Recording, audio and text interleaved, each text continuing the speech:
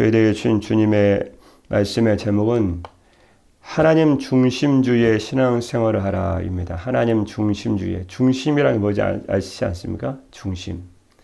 하나님 중심. 내 인생의 모든 중심이 나의 중심에 바로 하나님께서 계셔야 된다.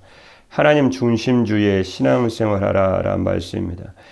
지금 1장부터 토요일 새벽에는 사망에 이르는 어리석음의 초대에 대한 말씀을 드렸죠. 그래서 1장부터 토요일 새벽에까지 새벽 예배 시간까지 본 9장까지의 말씀은요. 신본주의적인 지혜가 도대체 무엇인가? 그 신본주의적인 지혜의 본질과 그러한 신본주의적인 지혜를 지속적으로 그 결과를 알았으니까요. 그 지혜를 추구했을 때요. 그래서 그러한 신본주의적인 지혜를 지속적으로 추구할 것을 촉구하는 솔로몬을 통해서 주신 잠언이었습니다. 신본주의적인 지혜가 무엇이냐? 그리고 그 지혜의 결과를 살피면서 우리가 그 지혜를 지속적으로 이제 추구해야 될 것을 권면한 내용의 말씀이었다는 거죠. 1장에서 9장까지의 말씀을 이렇게 한 문장으로 말씀드리니까 분명히 이해가 되시죠. 그런데 1장부터 9장까지의 말씀은 이제 10장부터 이루어지는 본격적으로 말씀해 주시는 일련의 잠언들에 대한 서곡이다. 어떤 본격적인 연주가 시작되기 전에 연주하는 곡을 서곡이라고 하죠. 그래서 어떤 일의 시작, 이제 본격적으로 10장부터 잠언서 말씀을 주시기 전에 서곡처럼 그렇게 주신 잠언의 말씀의 내용이 바로 1장부터 9장까지의 말씀의 내용이다. 그러면 이제 10장 1절부터 오늘 본 말씀 첫 절부터 22장 16절까지의 말씀은 무슨 내용일까요? 신본주의적인 지혜의 본질이 무엇인지 이제 깨달아 하시고 그 지혜를 왜 우리가 추구해야 될지 여러 번 말씀드리면서 그 지혜를 추구하는 자로 살아가야 된다라는 말씀까지 드렸는데요. 그 신본주의적인 지혜를 이제 구체적인 삶의 현장을 통해서 이제 적용해야 될 것이 아닙니까? 그 우리의 구체적인 삶의 현장에 적용하는 내용이 바로 오늘 10장부터 22장 16절까지의 말씀의 내용이라는 것이죠. 다시 쉽게 말씀드리면 신본주의적인 이제 지혜를 가진 자의 지혜롭고도 의로운 삶의 모습과 그리고 신본주의적인 지혜를 갖지 않은 자의 그 반대 모습이죠. 어리석고도 악한 자의 삶의 모습을 대조하는 내용으로 되어 있습니다. 하나님의 신본주의적인 지혜를 가진 자, 그렇지 못한 자, 이렇게 대조적인 모습을 우리 각각의 여러 가지 삶의 현장을 통해서 그 삶의 현장에서 이제 적용하는 내용으로 그리고 그 결과의 모습까지 저희에게 보여주신 말씀입니다. 본문에 들어가면 분명하게 알 수 있는 말씀의 내용이죠. 어렵지 않은 내용은 좀 있습니다.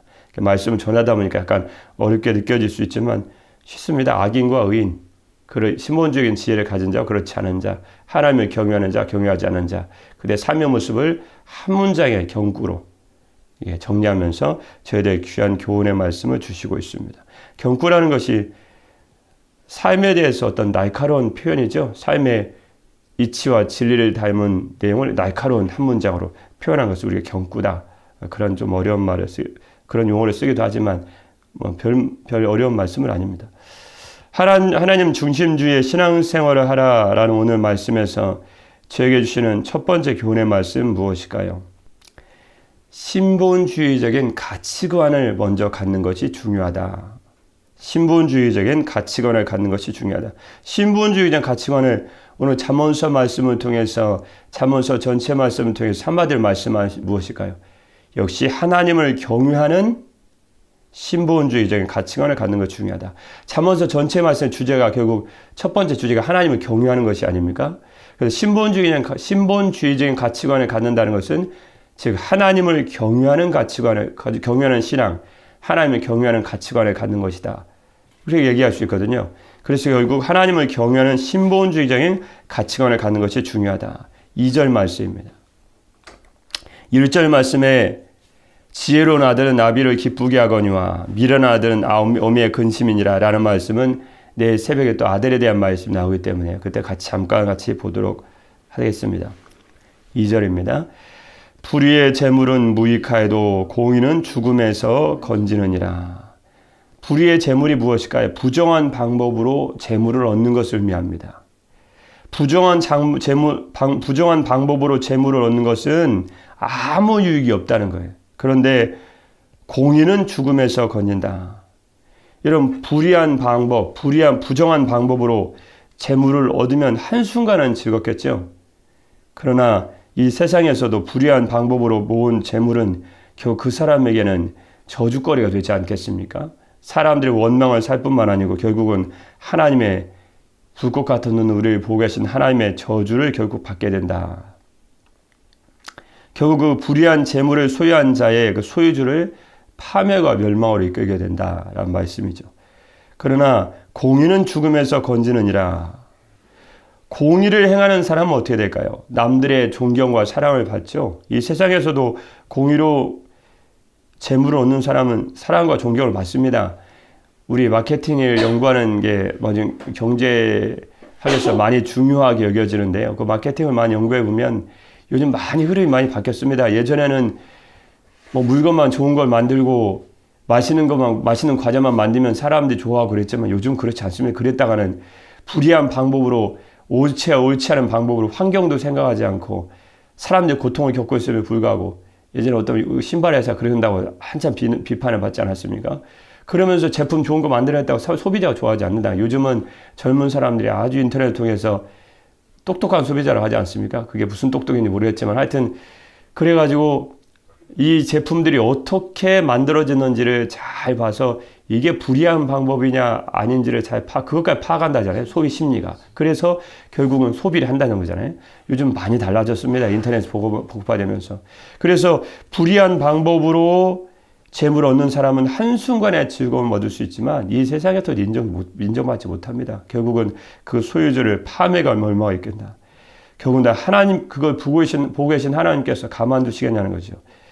결국 영혼의 심판이 있는 영원한 영생과 지옥의 심판이 있을 때 주님은 그 영혼을 결국 저주로 파멸로 주님께서 이끌어 가신다. 그러나 정직과 공의로운 방법으로 재물을 얻는 사람은, 정직과 공의를 행하는 사람은 이 세상에서도 사람들의 존경과 신뢰를 받게 되고 결국은 그 사람이 어려움에 처했을 때 사람들은 적극적인 도움을 통해서 그를 위험에서 건져주고 위험에서 생명으로 건져주고 도움을 준다.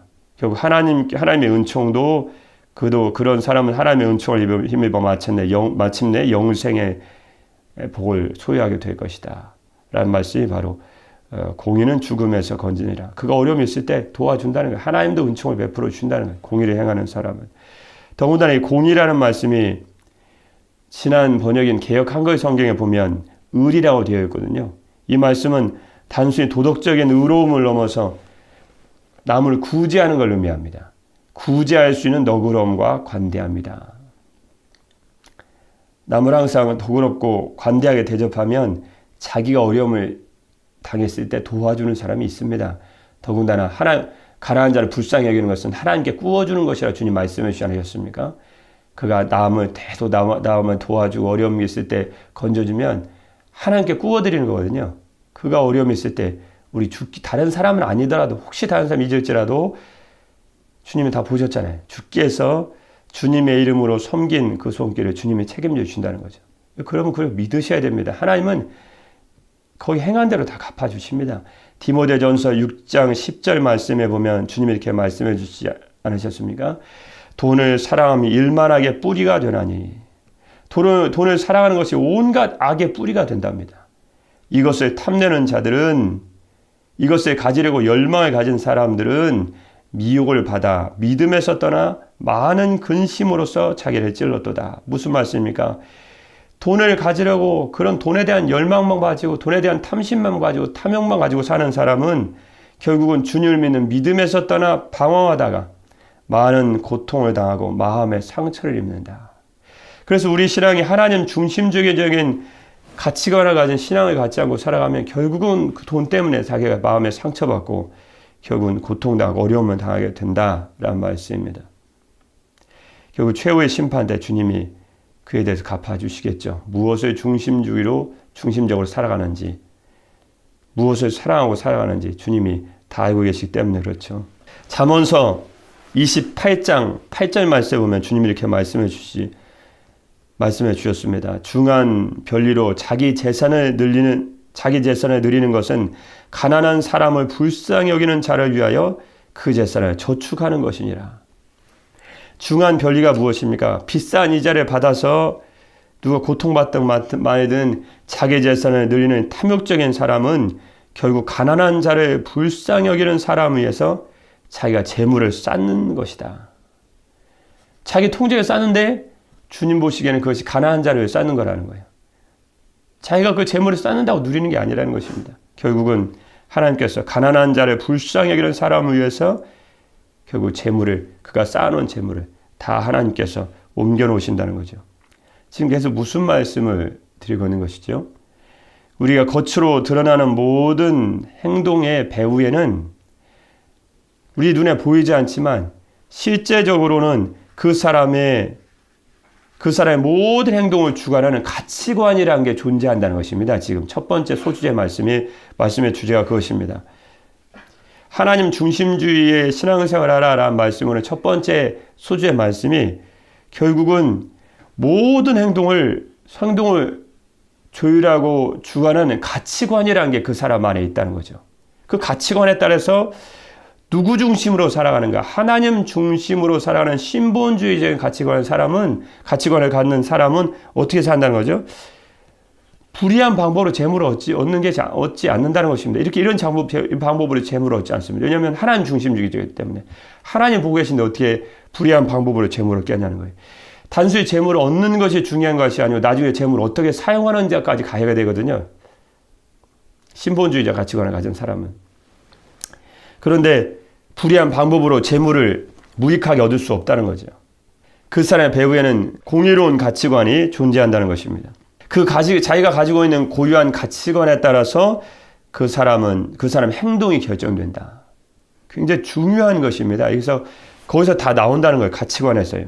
그래서 우리는 겉으로 드러나는 구체적인 행위보다 그 사람의 배후에 있는 이 가치관에 더 큰 주의를 기울여야 된다라는 말씀입니다. 우리의 모든 일상의 삶의 모습은요, 우리가 하나님을 경외하는 지혜로운 자의 삶의 모습을 결국은 나타내는 것에 불과하다. 그래서 믿음이 먼저냐, 행함이 먼저냐, 믿음과 행함이 무슨 관계가 있느냐, 그런 건 의미가 없다는 것입니다. 왜냐하면 우리가 신앙생활에 주님을 위한 행동은 결국 그 사람이 가진 믿음의 참됨을 즉 나타내는 거죠. 드러내는 것에 불과하다는 것입니다. 믿음의 행위와 그건 그 자체가 좀 어리석은 질문입니다. 우리가 참된 믿음을 가지고 있으면 거기에 맞는 행동이 드러난다는 거죠. 회개도 나오고 하나님을 위한 선한 행동들이 나오고 이웃을 사랑하는 모습이 드러난다는 것입니다. 오늘 2절 말씀에 부정한 방법으로 재물을 모은 사람과 구제할 수 있는 너그러움과 관대함을 가진 공의의 마음을 가진 사람의 차이는 결국은 하나님을 경외하는 신본주의적인 가치관을 갖고 있는가, 하나님을 경외하는 신본주의적 가치관을 갖고 있지 않은가, 거기서 실은 다 갈리는 것입니다. 근본적인 가치관 문제입니다. 그것이 중요하다는 것입니다. 그래서 우리는 신앙생활에서 제일 먼저 해야 될 것이 하나님 중심주의의 신앙인 이 신본주의적인 가치관을 내가 가지고 있는가를 묻는 것이 가장 중요하다는 것입니다. 디모데전서 6장 18절 말씀에 보면 선을 행하고 선한 사업을 많이 하고 나누어 주기를 좋아하며 너그러운 자가 되게 하라. 이것이 장래에 자기를 위하여 좋은 터를 쌓아 참된 생명을 취하는 것이냐. 왜 우리가 나누어 주기를 좋아하죠? 왜 우리가 다른 사람 너그러운 자가 되려고 합니까? 자기가 움켜쥐려 하지 않고요. 그건 그 사람 자체가 신본주의적인 하나님 중심적인 신앙을 갖고 있기 때문에 그렇습니다. 어쩔 수 없습니다. 하나님 중심적인 신앙을 갖고 있으면 그날에 주님이 나를 심판하시고 판단하시다 다시 돌아올 것인데 그때를 생각해서 오늘을 사는 거예요. 내일을 우리가 보장할 수 없거든요. 오늘만 우리가 주어진 거거든요. 그러면 오늘 내가 어떻게 주님을 살 것인가? 이 예배 시간이 끝나고 내 생명이 끝난다면 내가 주님 앞에 보좌 앞에 섰을 때 내가 어떤 평가를 받게 될 것인가? 그럼 두려운 일이거든요. 그러니까 하나님을 생각하고 나눠지기도 하고 이웃을 사랑하는 마음을 하는 건 맞지만요. 우리 신앙생활 중심이 결국 하나님을 경외하는 신본주의적 가치관을 갖고 그 가치관에서 모든 것이 다 나온다는 거예요. 결국은 거기서 가치관을 먼저 정립을 하고 가치관을 점검해야 된다는 것입니다. 요한복음 5장 30절 말씀에 보면 그러면 우리의 하나님의 아들 우리가 닮아야 될 예수 그리스도는 어떤 신앙을 갖고 계셨을까요? 요한복음 5장 30절 말씀에 보면 내가 아무것도 스스로 판단할 수 없노라. 듣는 대로 심판하노니 나는 나의 뜻대로 하려 하지 않고 나를 보내신 이의 뜻대로 하려 함으로 내 심판은 의로우니라. 주님 그렇게 말씀하셨어요. 예수 그리스도께서요. 예수님의 심판 항상 의로우시대요. 왜냐하면 듣는 대로 심판하시기 때문에. 그 예수님의 신앙 어떤 신앙인가? 예수님은 철저히 하나님 중심주의적 신앙을 갖고 계셨습니다. 예수님은 본인의 뜻대로 하려 하지 않으신데요. 나의 뜻대로 하려 하지 않고 나를 보내신 하나님 아버지의 뜻대로 하려 함으로 내 심판은 의로우니라. 예수님의 심판은 왜 다 의로울 수 있는가? 예수님의 행동과 행함이 왜 다 의롭고 공의롭고 왜 정직하고 왜 다 그럴 수 있는가? 예수님의 신앙이 신본주의적인 신앙이시기 때문에 항상 하나님 중심주의적인 신앙을 갖고 계셨습니다. 그래서 예수님의 뜻대로 안 하셨어요. 그분의 뜻대로 할 수 있음에도 불구하고 하나님 아들이시니까 하나님 아들 뜻대로 하실 수 있죠. 그럼에도 불구하고 하나님은 주님의 뜻대로 하지 않으시고 나를 보내신 하나님 아버지의 뜻대로 행한다라고 말씀해 주셨습니다. 그래서 마태복음 12장 50절 말씀을 보면 마태복음 12장 50절 말씀에 주님이 이렇게 말씀해 주지 않으셨습니까? 예수님의 말씀이십니다. 예수 그리스도의 말씀이십니다. 누구든지 하늘에 계신 내 아버지의 뜻대로 하는 자가 내 형제요 자매요 어머니니라 하시더라. 하나님 나라의 가족으로 살 수 있는 사람은 하나님 아버지 뜻대로 하나님 중심주의적인 신앙을 가진 사람이 곧 하나님을 경외하는 거죠. 이 잠언서 말씀을 빌린다면요. 하나님을 경외하는 신본주의적인 가치관을 갖는 것이 그래서 중요하다. 여러분 어느 분 누구 중심으로 살고 계십니까? 내 중심으로 살면 하나님 백성이 아닙니다. 하나님 중심주의. 우리의 삶은 그래서 날마다 돌아보죠. 하나님 중심으로 살아가니까요. 하나님 중심주의의 신앙생활을 하라라는 말씀에서 저에게 주시는 두 번째 교훈의 말씀 무엇일까요? 하나님은 업신여김을 받지 않으신다라는 말씀입니다. 3절 말씀입니다. 시작입니다. 여호와께서 의인의 영혼은 줄이지 않게 하시나 악인의 소육은 물리치시느니라. 무슨 말씀입니까? 여호와께서 의로운 자들은 굶주리지 않게 하시지만 악인들의 욕망은 좌절시키신다. 공동번역이면 더 쉽게 번역이 되어 있습니다. 이게 좀 재미있는 번역이라고 말씀드리면 안 되지만 좀 이게 우리의 말씀을 잘 이해할 수 있도록 공동번역 이렇게 말씀을 잘 번역했더라고요.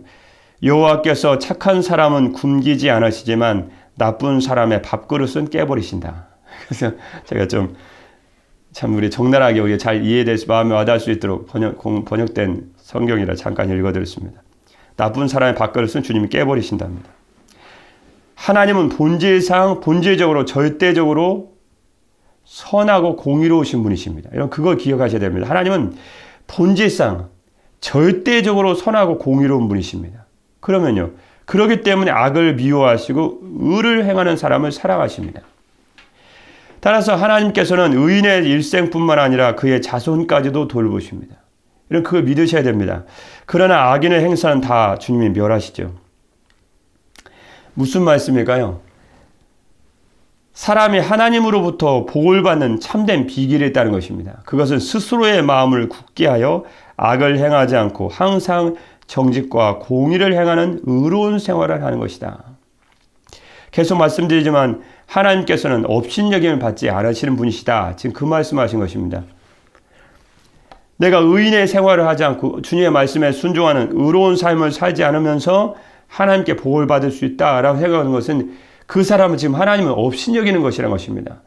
하나님이 은혜의 하나님이시다. 은혜의 하나님이시다. 그러니까 은혜로 구원받은 사람이 내 마음대로 살아가고 내가 죄를 지어도 하나님께 다 눈 감아 주실 거라 생각하는 것은 공의로운 하나님을 지금 업신여기고 있는 거라는 거예요. 그건 신앙생활하는 분들이 잘 기억하실 필요가 있습니다.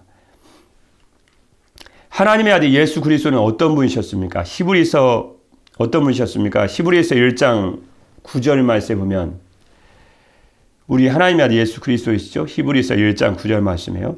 주께서 의를 사랑하시고 불법을 미워하셨으니 그러므로 하나님 곧 주의 하나님이 즐거움의 기름을 주께 부어 주를 동료들보다 뛰어나게 하셨도다 했고, 왜 하나님은 하나님의 아들 예수 그리스도께서 항상 왜 복 있는 자의 삶을 살아가고 하나님의 은혜와 축복과 복 가운데 그분은 이 땅을 사셨냐는 거예요. 그것은 주님께서 의를 사랑하시고 우리 하나님의 아들 예수님께서 의를 사랑하시고 불법을 악한 것을 미워하시기 때문이라는 거예요. 우리 신앙생활은 의외로 간단할 수 있습니다. 내가 예수님께서 사랑하시는 의는 사랑, 옳은 것은 사랑하고 하나님께서 옳게 여기시는 옳은 것은 사랑하고 하나님의 말씀이죠. 그리고 하나님께서 미워하시는 불법한 불의한 것을 미워하고 살아갈 때 그것이 삶에 또한 투영돼서 나타날 때 하나님은 그 사람에게 복을 주시고 하나님 축복해 주신다는 것입니다. 이건 불변의 진리입니다. 왜냐하면 하나님 당신 자체가 의를 사랑하시고 불법을 미워하신 분이기 때문에 자신을 속이실 수가 없습니다. 그래서 하나님께서는 그 행한 대로 갚아주신다는 것입니다. 은혜론과 하나님께서 의를 사랑하시는 것과는 우리 잘 생각할 필요가 있습니다. 신앙생활이 한쪽으로 치우치게 자꾸 편협되게 생각하는 것은 그건 옳지 않다는 것이죠. 시편 37편 25절 말씀에 보면 시편 37편 25절 말씀에 주님이 이렇게 말씀해 주지 않으셨습니까? 내가 어려서부터 늙기까지 의인이 버림을 당하거나 그의 자손이 걸식함을 보지 못하였도다. 잠언서 14장 26절 말씀에 보면 분명 말씀 있잖아요. 잠언서 14장 26절 말씀에 여호와를 경외하는 자에게는 견고한 의뢰가 있나니 그 자녀들에게 피난처가 있으리라. 여러분, 자녀가 잘 되기를 바라시면 부모가 제대로 살아야 됩니다. 왜냐하면 부모가 하나님을 경외하는 바른 가치관을 갖고 살아가면 그 복이 자녀에게 가지 않을 수 없습니다. 왜냐하면 보십시오. 부모가 좋은 차를 샀습니다. 그러면 당연히 아이들이 그 차를 타죠. 그런데 부모님이 하나님 말씀 안 듣고 하나님 경외하지 않는 거예요. 그럼 부모가 어려움과 고난을 겪죠. 그 어쩔 수 없어요. 하나님은 의를 사랑하시고 불법을 불의한 일을 미워하시는 분이 본성 자체 그러시기 때문에 하나님 불의한 일을 내버려 두실 수 없으십니다. 하나님 업신여김을 받지 않으시거든요. 그러면 누가 고생하냐면 자녀들 고생해요. 어쩔 수 없어요. 뭐 자녀들이 죄지었냐 그렇게 물어볼 필요가 없어요. 부모가 하나님 말씀 제대로 안 따라서 하면 경제적으로도 어려울 것이고 삶 가운데 영적으로도 어려울 것이고 악한 자의 공격이 많을 것인데 그러면 자녀가 당연히 어려움을 겪죠. 자녀가 순풍에 탄 배를 타고 가면 자녀가 당연히 거기 같이 타면 당연히 그 복을 같이 나누죠. 하나님 주신 날마다 일용할 양식 넣습니다. 그 복이 자녀한테 안 가겠습니까? 너는 이 식탁에서 넌 제외야. 너는 네가 안 한 거잖아. 그런 게 어디 있습니까? 그래서 여호와를 경외하는 자에게는 안전한 요새가 있다는 것입니다. 이것은 그의 자녀들에게도 피난처가 될 것입니다.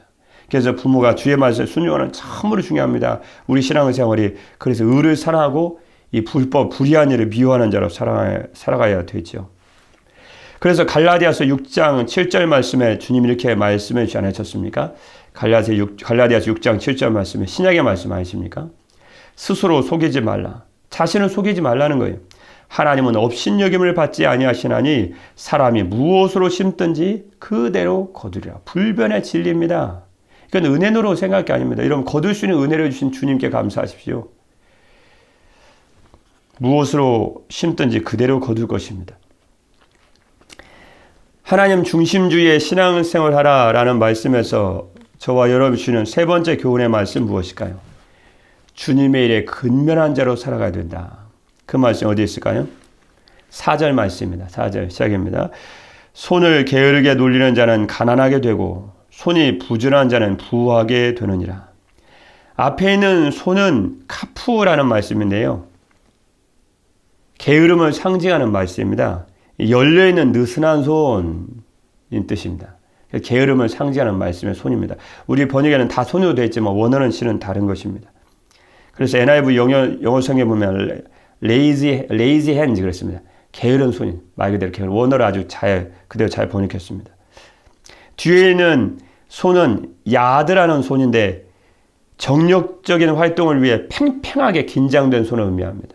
다시 말씀하면 부지런히 일하며 힘쓰는 근면함을 상징하는 말입니다. 앞에는 게으름을 상징하고 뒤에는 근면한 손을 상징하는 원어적 의미가 있습니다.